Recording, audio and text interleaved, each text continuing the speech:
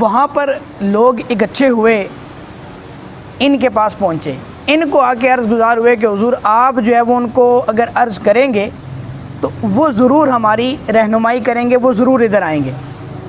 اب انہوں نے پوچھا کہ بھئی ان کا معاملہ کیا ہے، وہ کیا چاہتے ہیں؟ تو انہوں نے کہا جی انہوں نے بھی ابھی تک بیعت نہیں کی، جس طرح ہم لوگوں نے بیعت نہیں کی اس طرح امام نے بھی بیعت نہیں کی، اور امام کا اپنا ایک واضح موقف ہے، اس موقف کی وجہ سے انہوں نے بیعت نہیں کی۔ اچھا، اب جو 20 نوجوان حضرت امام کے ساتھ لگائے تھے اس سرجون نے، وہ اور ان کے دربار گوہر بار میں حضرت سلیمان کے ساتھ جو لوگ آتے تھے، ان میں 2 قسم کے لوگ تھے۔ ایک وہ تھے جو حضرت امام کے ساتھ، ان حضرت سلیمان بن مرہ کے ساتھ، یا ان کے والد گرامی، امام پاک کے والد گرامی حضرت مولا کائنات علی المرتضیٰ شیر خدا کرم اللہ تعالی وجہ الکریم کے ساتھ بڑے مخلص تھے، اور ایک گروہ وہ تھا جو ان کے مخلصین اپنے آپ کو سمجھتا تھا مخلص نہیں۔ اب اس پر شہادت سنیں حضرت امام جعفر صادق کی۔ حضرت امام جعفر صادق کے بارے میں ان سے کسی نے پوچھا کہ حضرت آپ کا چہیتا کوئی شاگرد ہو، آپ کا قابل اعتماد کوئی شخص ہو، کیونکہ اس دور میں جب حضرت امام جعفر اور یہ چونکہ اہل بیت اطہار کے ساتھ لوگ بہت زیادہ محبت اب بھی کرتے ہیں، اس دور میں بھی کرتے تھے، لیکن بعض صرف محبت کرتے تھے، محبت کا ڈھونگ رچاتے تھے۔ حضرت امام جعفر صادق کی بالکل واضح اور بین یہ روایت مشہور ہے، آپ نے فرمایا لوگ ہمارے نام کے ساتھ جھوٹ بولتے ہیں، وہ ہماری محبت کا ڈھونگ رچاتے ہیں، ہمارے نام سے غلط مسئلے، غلط روایتیں عوام میں بیان کرتے ہیں۔ اگر تم نے ہمارے متعلق کسی سے کوئی صحیح بات سننی ہے تو وہ امام اعظم ابو حنیفہ ہے، ان کی بات میری بات ہے۔ امام جعفر صادق نے فرمایا کہ ان کی بات میری بات ہے، ان کا بتایا ہوا مسئلہ میرا بتایا ہوا مسئلہ ہے۔ جس حدیث کے بارے میں یہ ارشاد فرمائیں تم سمجھ لو کہ بیان ہی وہ میں نے حدیث بیان کی ہے۔ تو اس قدر اعتماد ان کا اپنے ان چاہنے والوں پر نہیں تھا۔ کیوں نہیں تھا؟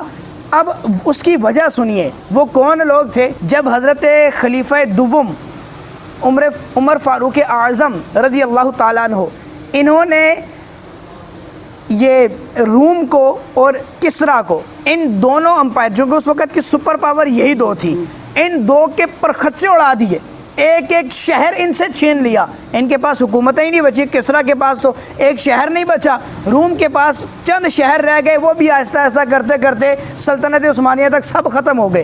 تو حضرت عمر فاروق اعظم نے جب ان کو صحیح کی ضربیں لگائی نا، تو اب جب انہوں نے دیکھا کہ یار یہ تو ہم اس قدر ٹوٹ گئے کہ اب تو ہم دوبارہ اس زمین پر کوئی بھی قدم جما نہیں سکتے، تو انہوں نے کیا کیا؟ سازش کی۔ اب وہ سازش کیا تھی؟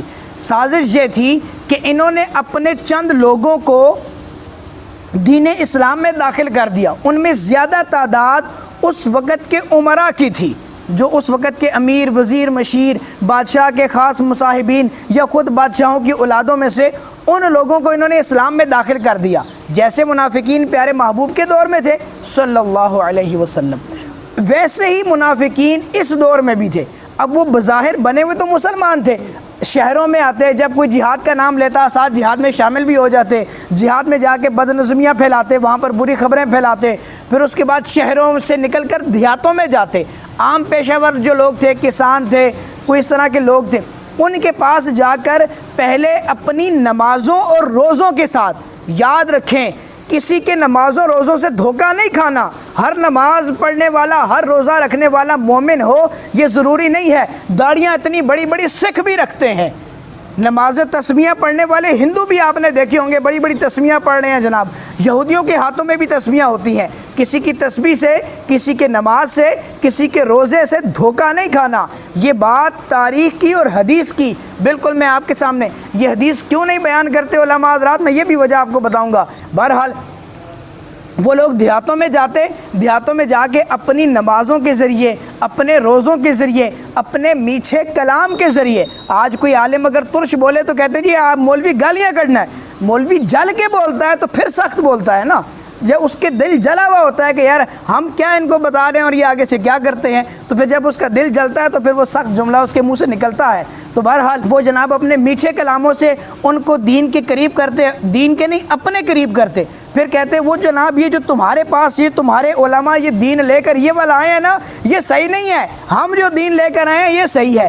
آج دیکھیں نا کئی جماعتیں اور کئی جناب وہ بستر بند پارٹی اٹھا کر جب گھومتی ہے اور آپ کو آ کے کہتی ہے او جی یہ جو تم جس بات پر عمل کر رہے ہو نا یہ بات صحیح نہیں ہے، وہ فلانی بات ٹھیک ہے۔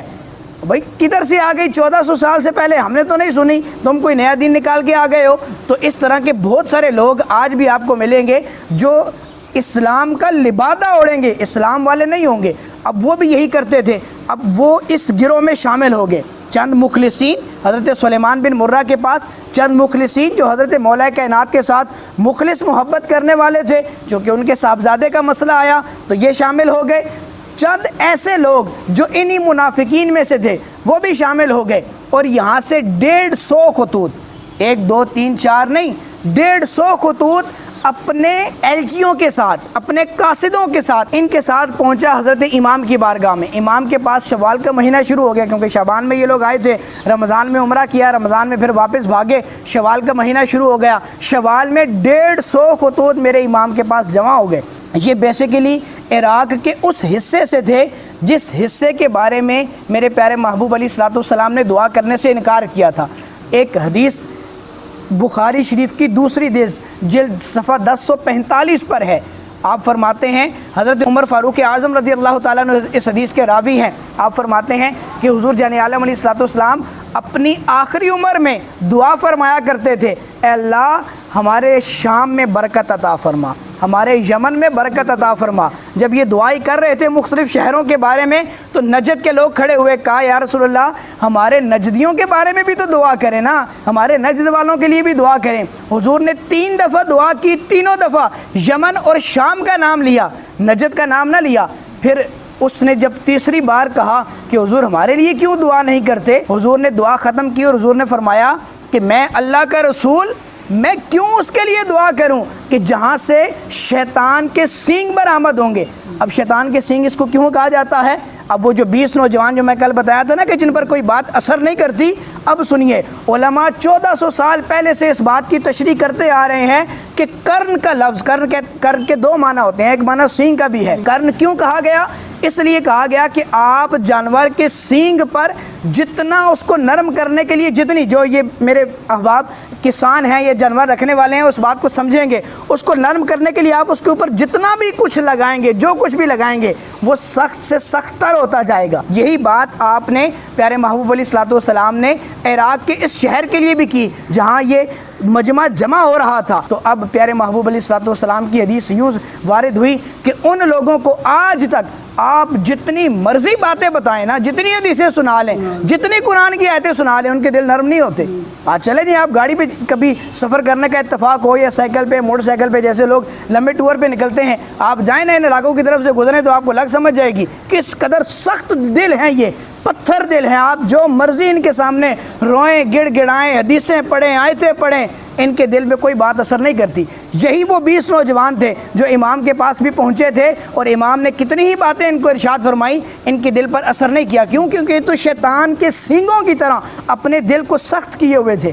تو اس لیے اب حدیث کا یہ جو والا حصہ ہے، آپ نے اکثر سنا ہوگا کہ نجد کے بارے میں حضور نے دعا نہیں کی، آپ نے عراق کے اس حصے کے بارے میں دعا نہ کرنے کے بارے میں نہیں سنا ہوگا۔ کیوں نہیں بیان کرتے؟ کیونکہ ان کو عراقی ڈالر ملتے ہیں نا، ایرانی ڈالر ملتے ہیں، عراقی اور ایرانی ڈالر لے کر مولوی ان کی باتیں بیان کرے گا، ایران کے بارے میں قصیدے پڑھے گا، وہ بات بیان کرنی چاہیے جو حدیث کے اندر ہے۔ بخاری شریف نے اس کو روایت کیا ہے اور اس کو مختلف کتابوں نے مجموع الزوائد کے اندر اس کو روایت کیا گیا۔ کتنے لوگوں نے اس کو روایت کیا؟ ہم آدھی حدیث پڑھتے ہیں اور خوش ہو جاتے ہیں، ایک طبقے کو خوش کر دیا اور دوسرے کو جناب اس کے بارے میں ہم نے اس کے منہ میں ہڈی ڈال دی۔ تو ایسا نہیں ہونا چاہیے۔ اب یہاں سے یہ لوگ جو 150 خطوط کے ساتھ، قاصدین کے ساتھ جب وہاں پر پہنچے تو امام نے جب یہ دیکھا، میرے امام نے فرمایا کہ یہ تمہارے خطوط سارے اپنی جگہ برحق ہیں، لیکن مجھے ان سے ابھی تک صداقت کا کچھ بات نظر نہیں آتی، کچھ ایسے معاملات کرو جس سے مجھے پتہ چلے کہ تم حق پر ہو۔ انہوں نے کہا حضور یہ جو ہم 150 خطوط لے کر آئے ہیں نا، یہ تو 150 ہیں، لیکن وہاں پر ہزاروں لوگ آپ کے راستے پر اپنی آنکھوں کا فرش بچھائے ہوئے ہیں، آپ آئیں گے تو آپ کو ایک ہزاروں لوگوں کا گروہ ملے گا۔ پیارے امام نے فرمایا کہ تم کیا چاہتے ہو، میں کیوں آؤں تمہارے پاس، کس وجہ سے آؤں؟ انہوں نے کہا آپ جنگ نہیں چاہتے، جنگ ہم بھی نہیں چاہتے، ہم ایک پریشر گروپ بنائیں گے، جیسے آج کل ہمارے ہاں گورنمنٹس بھی ہوتا ہے، دھرنے دیتے ہیں، باہر نکلتے ہیں، پریشر گروپ بناتے ہیں اور حکومت سے اپنی مرضی کا سودا کروا لیتے ہیں۔ انہوں نے کہا جی ہم بھی آپ کے ساتھ مل کر ایک پریشر گروپ بنائیں گے اور ہم جو ہے وہ اس طرح کریں گے کہ گورنمنٹ کو مجبور کر دیں گے کہ وہ ہماری بات ماننے کے لیے تیار ہو جائے۔ امام نے فرمایا کہ چلو میں اس بارے میں غور و خوض کرتا ہوں۔ امام نے کچھ سوچنے کے لیے وقت لیا، جیسے ہی آپ نے وقت لیا تو 3 اہم شخصیات مدینے سے مکے پہنچی۔ اب ان کا کیا کلام ہوا امام کے ساتھ، امام نے ان کو کیا جواب دیا اور پھر امام نے اپنا کیا موقف اختیار کیا، اس کے بارے میں انشاءاللہ ہم کل سنیں گے۔ اللہ تبارک و تعالی ہمیں اپنے پیارے محبوب علیہ الصلوۃ والسلام کے ساتھ سچی محبت عطا فرمائے، اور وہ لوگ جو آج بھی یزید کی پیروی کرتے نظر آتے ہیں، انشاءاللہ آنے والے وقتوں میں میں ہر ایک شخص کو جو آج بھی یزید کی پیروی کرتا ہے اس کو نامینیٹ کروں گا، بتاؤں گا کہ کون سا گروہ ہے، کون سے لوگ ہیں جو آج بھی یزید کے بارے میں امیر المومنین کہہ کر اس کو پکارتے ہیں اور اس کے قصائد پڑھتے ہیں۔ ان کو شرم آنی چاہیے کہ جو امام کو چھوڑ کر ایسے بدبخت کے پیچھے جاتے ہیں۔ اللہ مجھے اور آپ کو اہل بیت کی سچی محبت عطا فرمائے۔